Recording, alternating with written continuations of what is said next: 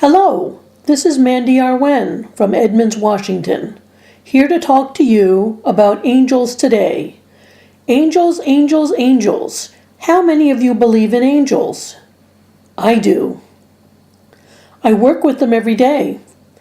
I don't think I could live without them. Let me start at the beginning. While listening to my favorite talk radio show in 2005, the Dr. Pat Show on Transformation Talk Radio, a woman named the Angel Lady was featured. The Angel Lady's real name is Sue Storm. Sue Storm has two incredible books available, Angel First Aid, RX for Miracles, and Angel First Aid, RX for Success. The most fabulous thing about her books is that she tells you the names of the guardian angels and their expertise.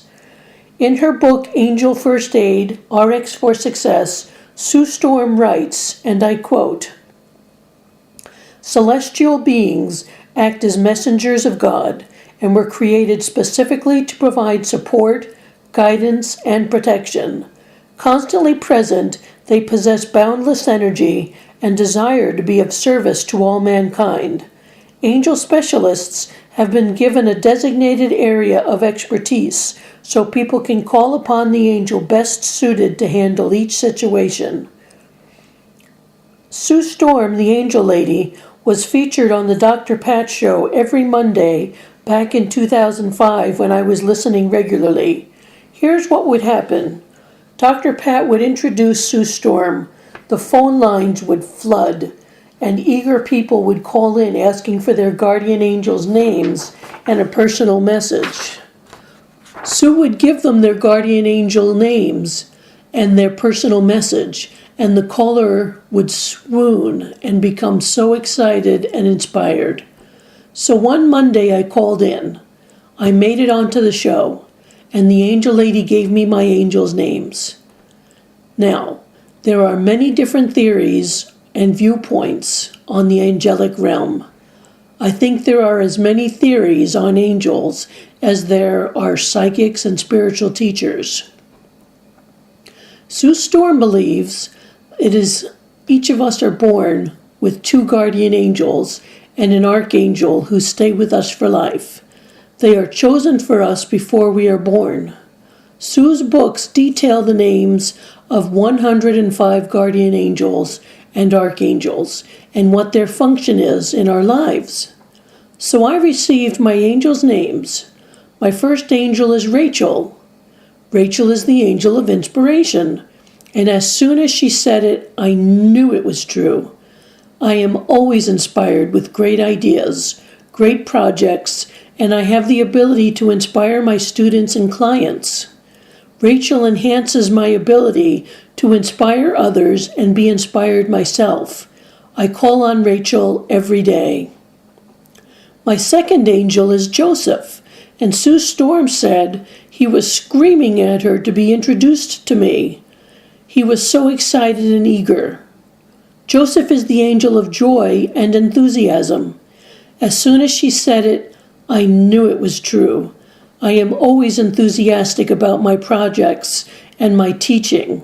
Joseph provides joyful enthusiasm to whatever I am doing. I was so excited. Next, she told me I have Archangel Michael. Michael is the angel of protection and guidance. He is always guiding me to better ways of doing things, and he protects me, especially energetically, because I am psychic, intuitive, and sensitive. So armed with my guardian angels' names, I began talking to them every day, all day, by name. This allowed me to form relationships with them, and I noticed that I could hear and sense them all of a sudden. My paying attention to them and trusting that they were there was creating actual relationships with them.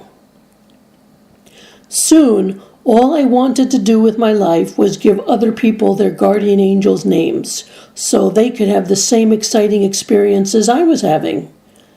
Having and knowing about my guardian angels was such a complete comfort to me. I wanted to give that to others. In 2006, a new friend and I were talking, and I confided to her that I wanted to give people's angels' names to them, and she ran with it. She told me to come to her house on January 1st for a party she was having for her friends, and I could give everyone their guardian angels' names. I was blown away. She trusted me to do this with her friends, and I had never even done it before. I became quite excited and a tad nervous, as I hadn't met any of her friends before. This would be my first time. So I came to her house on January 1st and was introduced to her circle of friends. We all sat in a circle in her living room, and I put on soft meditation music to set the mood. I began on the left and worked my way around the room, giving every person their 3 guardian angels' names and a personal mini-reading. It was a huge success, and everyone commented how accurate their messages were. I didn't even know what their professions were when I began.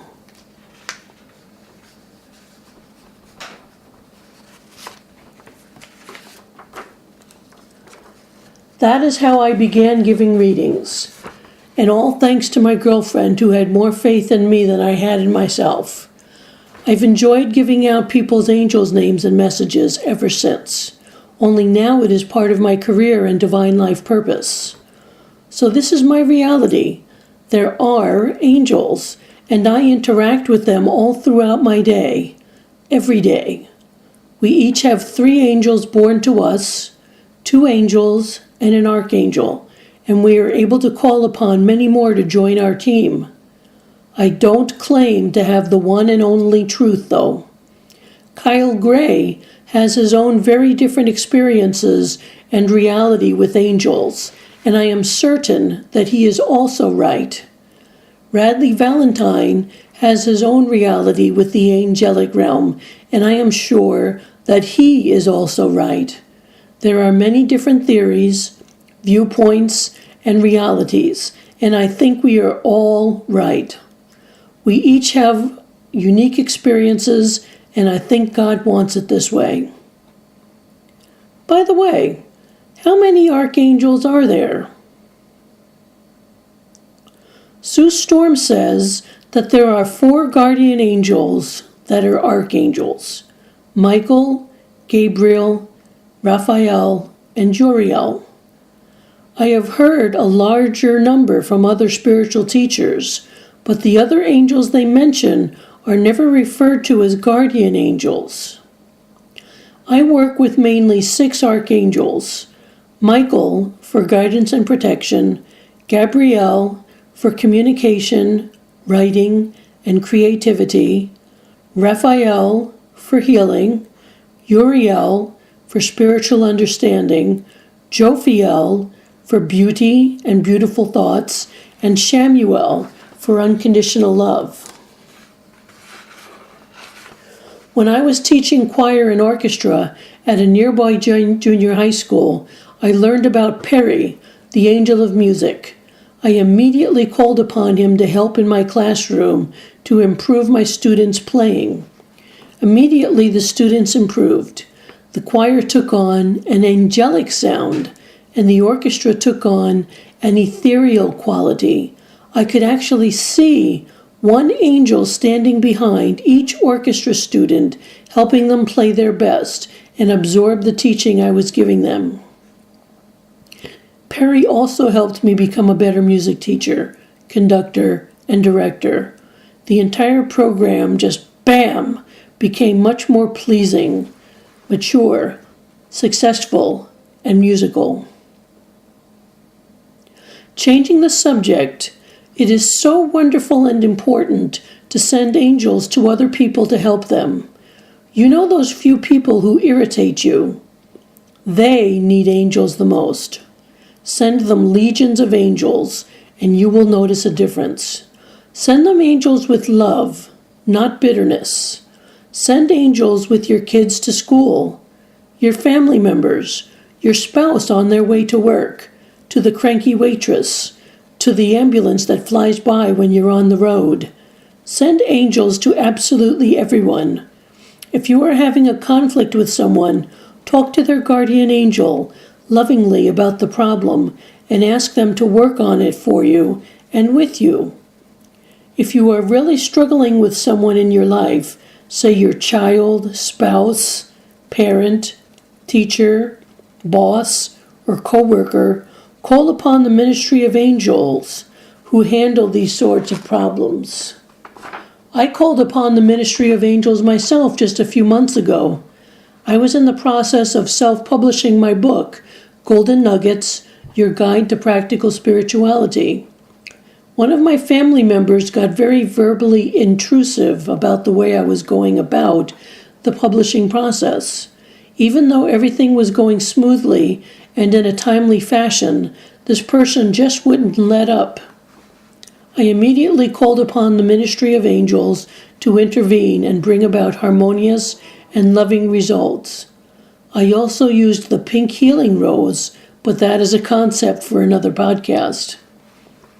In just a few days, this person came around and started supporting everything I was doing and smiled with delight as I told them each benefit I was receiving from this company. The Ministry of Angels handled it very lovingly, and it was a win-win for each of us. Every time I do a project, I call upon certain angels for their expertise and assistance.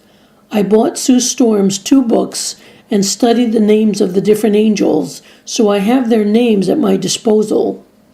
For projects, I call upon Rachel for inspiration, Bettina for creativity, Jason to help me get and stay organized, Nancy, the angel of productivity, Teresa for self-empowerment, Archangel Michael for guidance, Archangel Gabriel to help with my writing and communication abilities, Uriel for full spiritual understanding, Archangel Raphael for healing energy, Samuel, the angel of excellence, and Rita, the angel of writing. If I am working on a podcast, I also call upon James, the angel of public speaking, and Michelle, the angel who helps radio talk show hosts.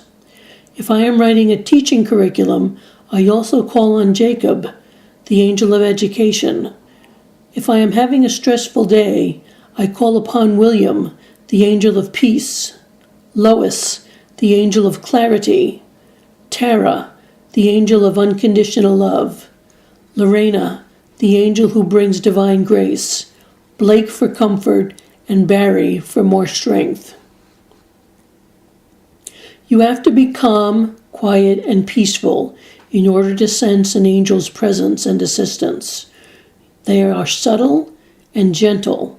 You have to follow your intuition, your gut feelings, your senses and hunches.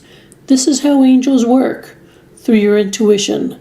You simply cannot sense your intuition if you are stressed, upset, or angry. Calm yourself down, get rebalanced and centered. Then you'll be able to sense their help and guidance more easily. And do call on them. Call on them for everything. Angels can be in more than one place at a time, so you are never hogging an angel or taking up too much of their time. It is my understanding that when a person discovers that they have angels, the angels celebrate the new connection. They want to come and assist you, but remember, you won't likely experience a bam moment. An angel's influence is like a gentle, soft breeze in your heart and mind. You must quiet your mind and body if you are to experience an angel's influence. And by the way, asking an angel for help is very important. They won't go solving your problems for you. You have free will, and free will means they will not interfere with your choices. If you desire an angel's assistance, you must first ask for their help. Angels, angels, angels. This brings our podcast to a conclusion. I enjoyed spending this time with you. If you would like to learn all of the guardian angels' names, I suggest buying one of Sue Storm's books. If you would like to find out your personal angels' names and receive messages from them, book a reading with me. just email me at spiritualwellbeing@aol.com. That's spiritualwellbeing@aol.com. For information about my services, prices, and testimonials from people who have had a reading with me, take yourself to my website at www.spiritualwellbeing.net. That's www.spiritualwellbeing.net. And if you would like to purchase my book, Golden Nuggets, Your Guide to Practical Spirituality, a guide for spiritual and personal growth, it is being sold on Amazon.com, BarnesandNoble.com, BalboaPress.com, and in the East West Bookshop in Seattle. This is Mandy Arwen, signing off from Edmonds, Washington. Blessings, light, and love to all, and may you discover your guardian angel today. Thanks for listening.